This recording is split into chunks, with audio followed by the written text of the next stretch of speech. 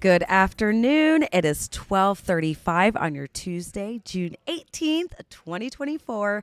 I'm Crystal Moyer. I know you're seeing Julie sitting in this seat, but she is out working on a story, so she's going to be on the other side of the camera here in just a moment. But we're going to talk a little bit about some next generation learning that Julie is reporting on, and it's getting results in our schools and something that may change the way that kids will learn into the future. We're also going to talk about some weather because we do have a potential cyclone coming. It's actually in the Gulf, and we'll have a little bit of an update on that and where you can find some more information on your weather. But first, let's go ahead and bring in our very own Julie Broughton, meteorologist, Hi. anchor, Take Six host, reporter. What doesn't she do?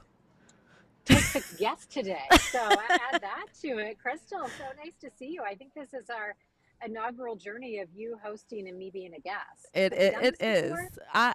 You know what? I don't know, but I am honored to be sitting in the seat. So thank you. Yes. Well, I am honored that you are sitting there. You'll notice that we are in the car. We are on I-4. We're heading back from Volusia County. We're working on a story that you won't, but the story that we're just leaving, really cool. We're leaving Halifax Health, where they have an awesome apprenticeship program. You know, when you hear about apprenticeships, you often Hmm. think about the trades like electricians and things like that. There are very few healthcare apprenticeship programs, but those are getting results. And we'll introduce you to a woman named Cindy who we met today, and she's awesome. She worked in bars as a bartender for 31 years. Wow. And now she is a medical coder, and she says that this program has changed her life. So you will see that next week.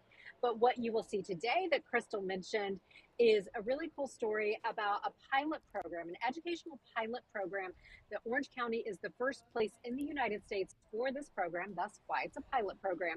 And it's actually called the Empowering Communities to Shape Their Worlds program. So we take you to the Young Innovators Academy. They have two different locations, one in Oviedo and one in Winter Garden, and they are the kind of ground zero. You're looking there at some video that we shot yesterday, and what you'll probably notice in this video is that kids are up, they're moving around, they're touching things. Those kids are building with cups. They're encouraged to be interactive, to get messy, and it's what's called maker-centric learning. So Crystal, when you think about when you were in school, I know certainly when I was in school, we sat in rows of desks. We did worksheets. We It was very memorized a lot of traditional, things. just sitting Yes. there, just Yes. learning, listening, writing down notes. And this seems like a very different type of approach to learning, more Right. solutions based. Yes. And so this is actually a pilot program for teachers. It's a cohort of about 25 different early education programs. And this is all based on research from something called Project Zero, which is based at the Harvard Graduate School for Education. But the curriculum was developed by Epic Innovative Collective Hmm. using that research. So it teaches teachers how to prepare kids for a changing world, how to develop or how to deal with problems that we don't even know about yet. So in order to do that, they have to be hands-on. And like I said, it's very maker-centric. So these teachers are going to be learning the best ways to teach kids so that they can lead us into the future. And I'm watching this video, and these kids are preschoolers, as young as preschoolers, Yes. doing some critical thinking here. How did you feel about seeing that when you're shooting this video?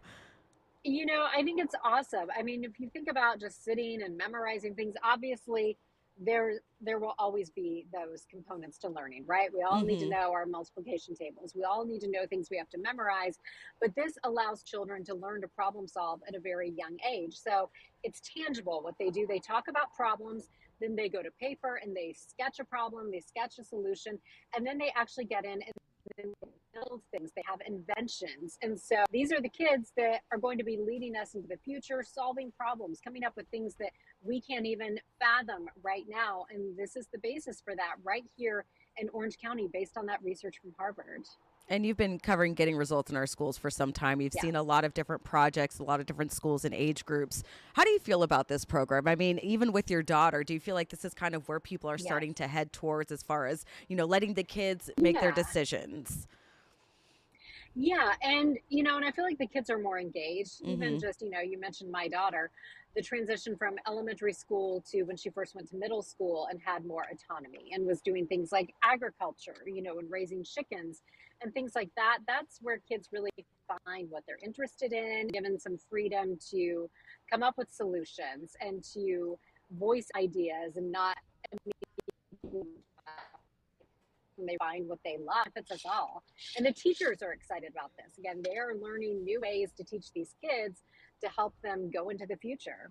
I love that. And especially in this day and age when we have so much technology, we need more Yes. people who can problem solve, because we have Yes. all of this technology and all of these resources now. Now we need people who are going to solve problems, and being able to have these kids be hands on and try to go through some of these scenarios at a young age. That's really going to help us in the future, right? No shortage of for themselves.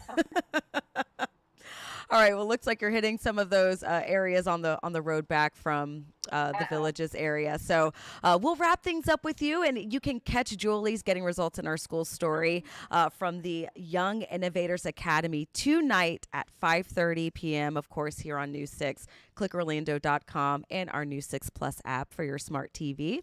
And let's get to some of your weather now, because this morning, meteorologist Jonathan Kagas filled in for Candace and the National Weather Service. They are tracking now a potential tropical cyclone in the Gulf. And if you want to know some more information about that, it's supposed to affect by the end of the week potentially some parts of Texas and Mexico, northeastern Mexico. So not a big issue for us right now, but of course we're always watching the tropics during hurricane season. So you can head to clickorlando.com, use our Pinpoint Weather app or our Hurricane Tracker app to get some more information on that straight from our meteorologist. But here's a look at our 7-day forecast. Of course, the rain chances going up towards the end of the week into the weekend. So we're looking like we're going to stay around upper 80s to the lower 90s all the way through the end of the weekend, with our lows to the mid-high 70s. Not bad. If you have some Juneteenth events that you're going to attend tomorrow, there can be some chances for showers with a 40% there. So make sure you have your umbrella and your poncho handy, especially if you're planning to take those kids, maybe some of those theme parks. You want to have that poncho handy as well, just in case you see some of that rain out there. But thank you so much for joining me, Crystal Moyer, on Take 6. We hope you will continue to join us here on News 6 Plus. We have no shortage of content here for you. And of course, you can catch us on clickorlando.com and of course, if you have any of our WKMG apps. So thank you so much for joining us, and we'll see you later.